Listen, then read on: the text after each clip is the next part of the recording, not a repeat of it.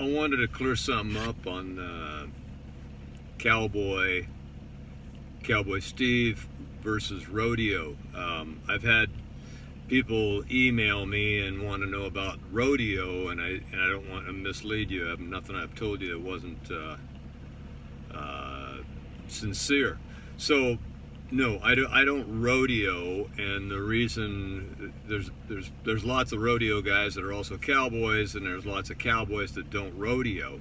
Okay, so gold mining versus cowboying versus construction workout.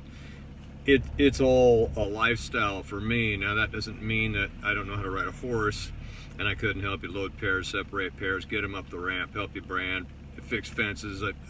I've marched down the irrigation ditches for 3/4 of a mile. I can guarantee when I get down the other end of that thing, I don't smell like my cologne anymore. So I learned how to ride a horse when I was a kid. I'd wait for my dad every day to get home from work, and we would go out to the Mulford's house, and they had two old plugs out there. One of them Trigger that I rode, and then there was Shorty that I'd ride once in a while, and Shorty was a Shetland, and they're pretty mean. Shorty took glee in throwing you in the creek and barking your leg up along the fence. Now Trigger she was an old plug, and I thought I was Roy Rogers. I would go jump on her from the back, and I always used to think, what if they decide to kick you right about then? And then when I got a little older, some of the gals I went to school with, they all had horses.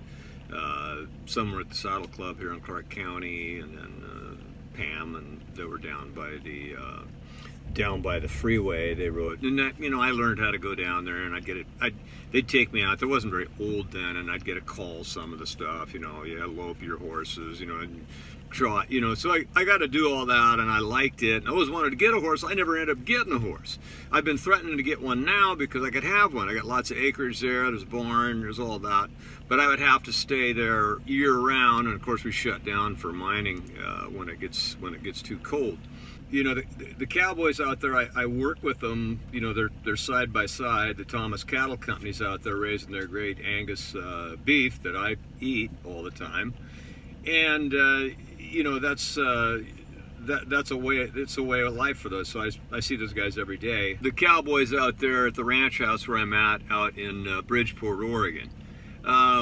There's lots of when they're calving. I mean, they're all the way up and down that Burnt River Valley, and when it's really cold, you're always wondering about them, and especially if one of them, got no mom, and there's always one in particular that you're watching. And I had one year. She was, kind of that reddish brown. I don't even know what the color is, but it'd been a couple of weeks, and she wasn't growing. She was getting pretty scrawny, and I'd see her at the county line all the time from Malheur to Baker, and then pretty soon, about a week goes by, and some mom took her in because she was getting big. Boy, she was growing and gaining. So that was pretty fun for me. So I don't know that I could ever butcher them like they do. Most of these cattle out in this area, they ship them off to a feedlot. Very few of them. None of the people around where I'm at finish any of them and sell them for sell them to eat.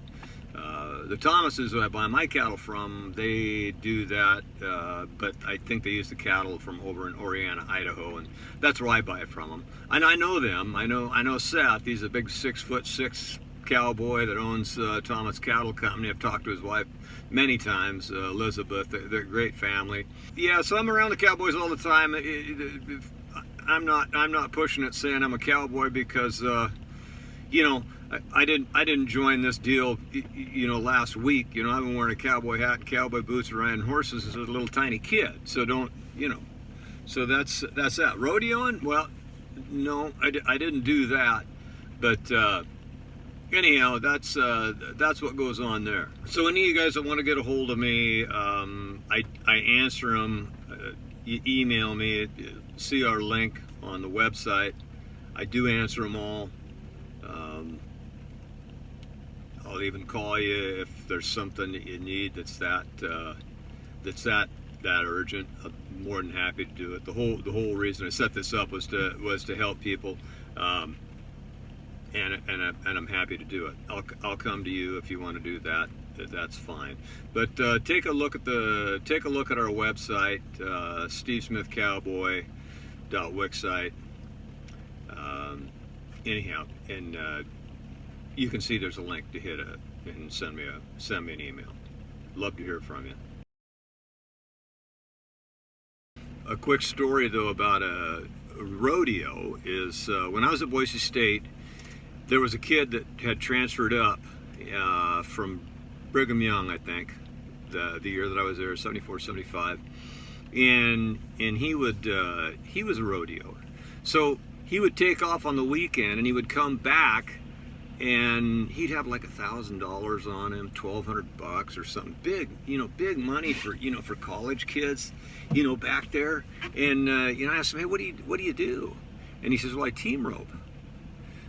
And I said, team rope, like what, in the rodeo? Well, it turns out this guy's name is D. Pickett. He's still, I think he's still in, Napa or Caldwell.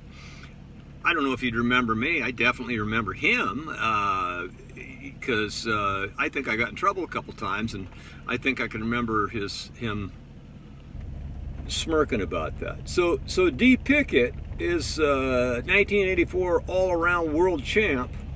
Won the team roping crown multiple times, and I think he won calf roping. So there's a rodeo guy I know, and I'll be at the rodeo this year. I'll see whoever comes. Email me if you're going to be at a particular one. I'm going to a few, and so anyway, that's he played at Boise State, quarterback. Google him up. I think his son was a quarterback in the NFL.